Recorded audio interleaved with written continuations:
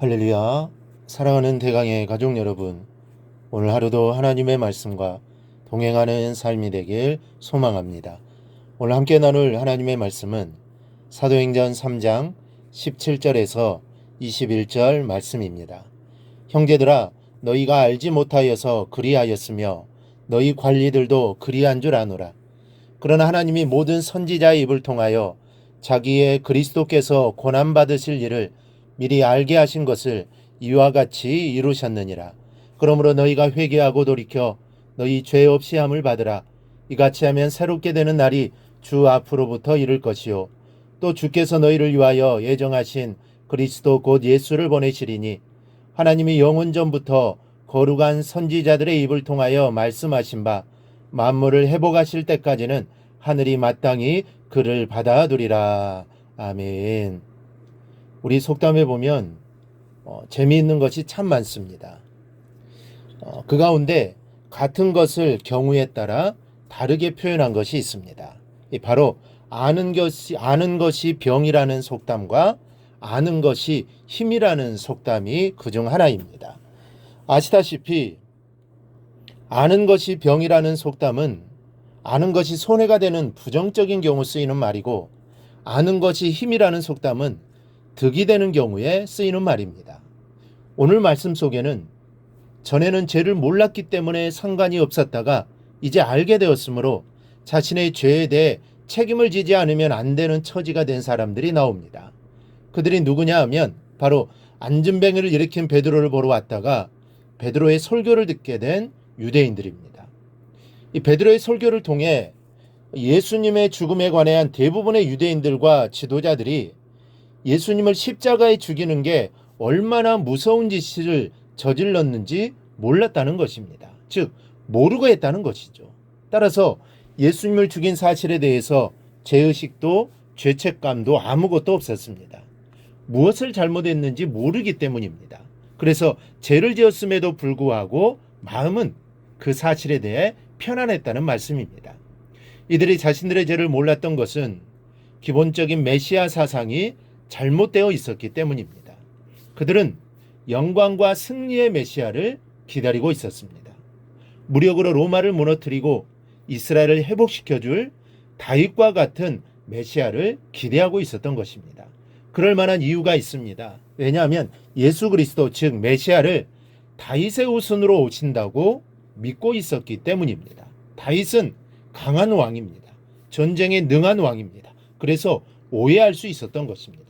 그래서 메시아가 고난을 받는다는 사실을 상상도 하지 않았고, 성경에 고난의 종에 대한 말씀이 분명히 있음에도 불구하고 그 사실을 깨닫지 못했던 것입니다. 따라서 그들에게 있어서 십자가에 달린 예수는 신명기 21장에 의해서 볼 때 중죄인으로서 율법의 저주 아래 죽임을 당한 것으로만 생각되었던 것입니다. 거기에는 이렇게 되어 있습니다. 나무에 달린 자는 하나님께 저주를 받았음이니라. 하나님께 저주를 받아 죽었다고 생각하니 죄책감이나 죄의식이 없었던 겁니다. 그러던 것이 이제 베드로의 설교를 듣고 자신들이 얼마나 엄청나고 무서운 죄를 저질렀는지를 비로소 알게 된 것입니다. 그렇다면 여러분, 죄를 죄로 알게 된 후에는 어떤 책임이 있습니까? 무엇이 달라진 것입니까? 회개해서 제사함 받을 책임이 있습니다. 오늘 사도 베드로는 말합니다. 그러므로 너희가 회개하고 돌이켜 너희 죄 없이 함을 받으라. 이같이 하면 새롭게 되는 날이 주 앞으로부터 이를 것이요. 무엇을 회개하라는 말입니까? 무슨 죄를 회개한다는 것입니까? 예수를 부인하고 십자가에 못 박은 죄를 회개하고 용서를 받으라는 것입니다. 여러분, 죄라고 다 같은 죄가 아닙니다. 다른 죄는 설사 회개치 못한 죄가 있다고 할지라도 상급에는 영향을 끼칠지 모르지만 구원에는 영향을 끼치지 못합니다. 그러나 예수를 부인한 죄는 다르다는 것을 알아야 합니다. 이 죄는 반드시 회개하지 아니하면 구원받을 수 없는 죄입니다. 다른 죄는 믿는 상태에서 저지르는 죄이지만 예수를 부인한 죄는 곧 불신앙이기 때문입니다. 여러분들은 예수를 부인하지 않고 있습니까? 지금 분명히 예수를 구주로 믿고 있느냐는 말씀입니다.